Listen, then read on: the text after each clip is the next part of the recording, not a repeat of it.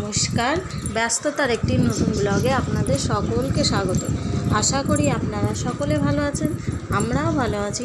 পুজোর কয়েকটা দিন বেশ কাটালাম, আপনারা কেমন কাটালেন অবশ্যই কমেন্টে জানাবেন। আজকে শুভ বিজয়া, যাব ঠাকুর বরণ করতে, তারই প্রস্তুতি নেব। সবসময় লাল পাড় শাড়ি ভালো লাগে, তাই আমি এই শাড়িটাই পরবো। এখন চলুন শাড়িটা পরে ফেলি। এখন আমি পুরোপুরি তৈরি হয়ে গেছি মাকে বরণ করতে যাওয়ার জন্য। এই যে শাড়িটা আমি আট করে পরেছি। বাঙালি মেয়েরা তো সবসময় আট করে শাড়ি পরতেই ভালোবাসে, তাই আমিও একটু ট্রাই করে নিলাম আট করে শাড়ি পরতে পারি কিনা দেখি। তো দেখলাম মোটামুটি হয়েছে। চলুন এবার বরণ করতে যাওয়া যায়। বরণ করতে যাওয়ার জন্য বরণডালা আমার তৈরি। নিয়েছি ফুল, বেলপাতা, যে দুব্বো, এখানে আবার আছে ধান, পান পাতা, একটু মিষ্টি, সিঁদুর আর একটা টাকা মায়ের পায়ে সারা বছরের জন্য ছুঁয়ে নেব। আর যেহেতু বৃষ্টি হচ্ছে তাই প্লাস্টিকের মধ্যে নিয়েছি ধূপকাঠি আর মোমবাতি। যেহেতু বৃষ্টি হচ্ছে তাই ছাতা নিয়েই বেরিয়ে পড়লাম মায়ের মণ্ডপের উদ্দেশ্যে। পৌঁছে গেছি মণ্ডপে, আমি বরণ করছি।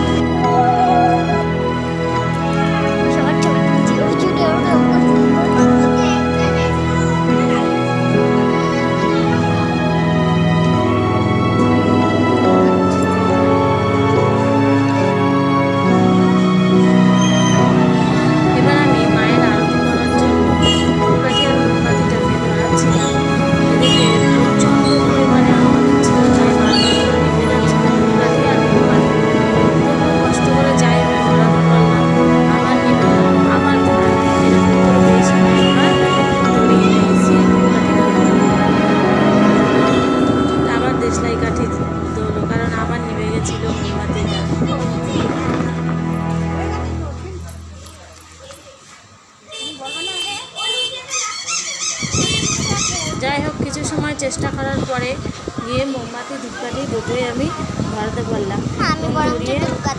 মায়ের আমি আরতিও করেছিলাম। কিছু করার যাবে, কিছু করার নেই। হাওয়া দিচ্ছে, বৃষ্টি গোচান, ঠাকুরকে দেখিয়ে দিয়ে দেবো, নিবে গেলে নিবে দেবো, আর কি করবো, কিছু করার নেই। মামা, আমি ঠাকুরকে ধূপকাঠি দেখাবো। ঠিক আছে, দেখাবো, আমি একটু দেখিয়ে নিই।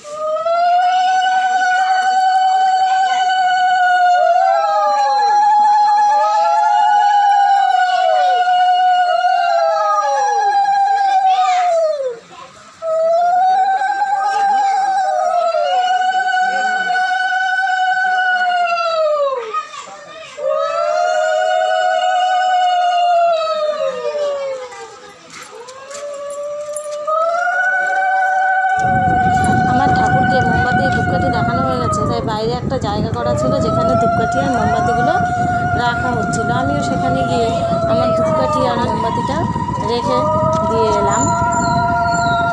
আবার চলে এলাম প্যান্ডেলে, একটুখানি নিচে ফটো তুলে নিলাম।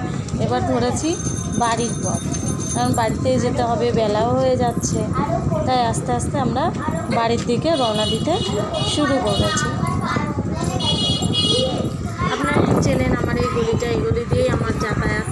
তাহলে ভিডিওটা এখানেই শেষ করছি। দেখা হবে ব্যস্ততার পরবর্তী একটা ব্লগে। তত সময় আপনারা ভালো থাকবেন, সুস্থ থাকবেন, স্বাভাবিক থাকবেন। আর ভালো লাগলে চ্যানেলটি সাবস্ক্রাইব